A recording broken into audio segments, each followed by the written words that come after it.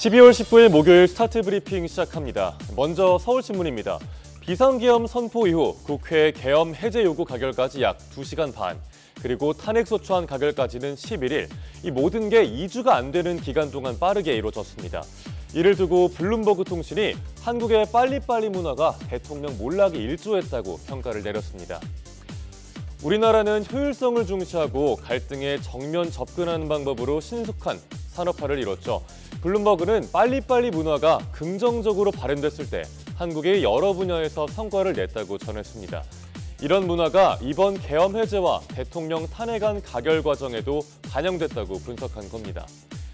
특히 빨리빨리 문화가 일본과 한국의 차이에도 영향을 미쳤다고도 했습니다.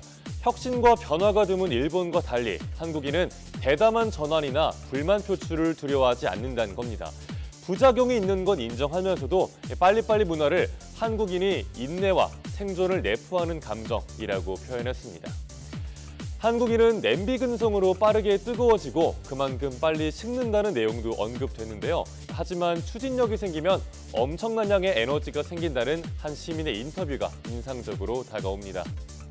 다음 한국일보입니다. 하지만 계엄 탄핵 정국이 경제 위기를 불러왔다는 게 현실입니다.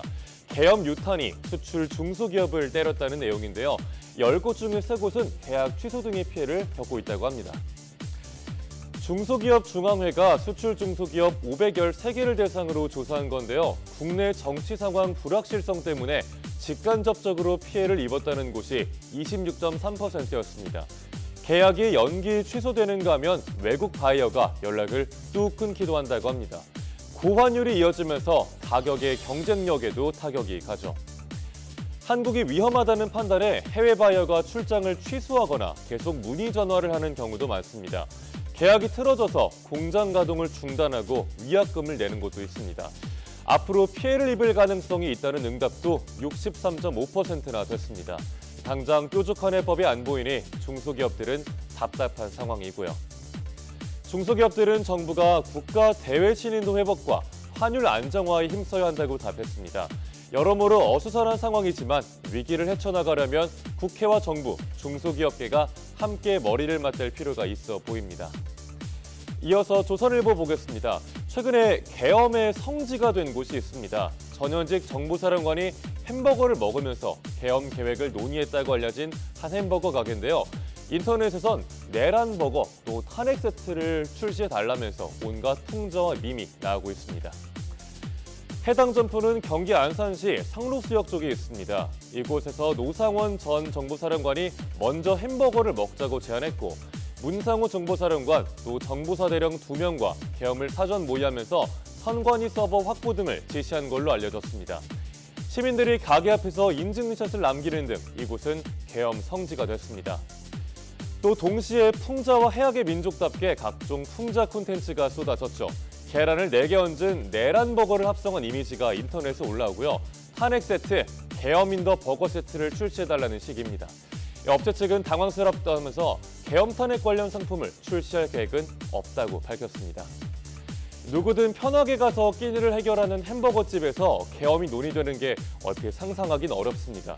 그런데 따져보면 소란스럽고 개방된 장소라 오히려 도청이나 녹음의 위험에서 안전하고 이목을 끌지 않는 곳이기도 하죠. 그래서 햄버거집 회동을 단순 해프닝으로만 넘겨선 안 된다는 주장도 나옵니다. 마지막 국민일보입니다.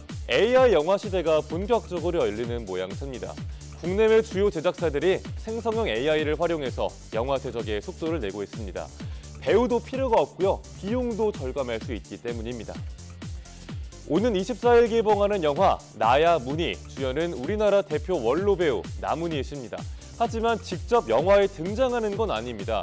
대신 생성형 AI로 만든 나문희 캐릭터들이 등장합니다. 잘 알려진 배우가 실제 연기를 하지 않고 AI 영화에 참여한 첫 사례라고 하네요. 이미 많은 영화들이 후반 작업에는 AI 기술을 활용하고 있습니다. 해외에서는 제작사가 기술 개발에 직접 참여하기도 합니다. 업계가 AI 기술 도입을 서두르는 가장 큰 이유는 비용입니다. 시간과 돈이 많이 드는 컴퓨터 그래픽의 문제를 해결해 줄 수 있는 거죠. 다만 AI 영화의 문제점도 여전히 지적됩니다. 초상권과 저작권 침해 문제, 또 딥페이크 범죄에 악용될 우려 등 논란은 계속되고 있습니다. 12월 19일 아침 신문 살펴봤습니다. 지금까지 스타트 브리핑이었습니다.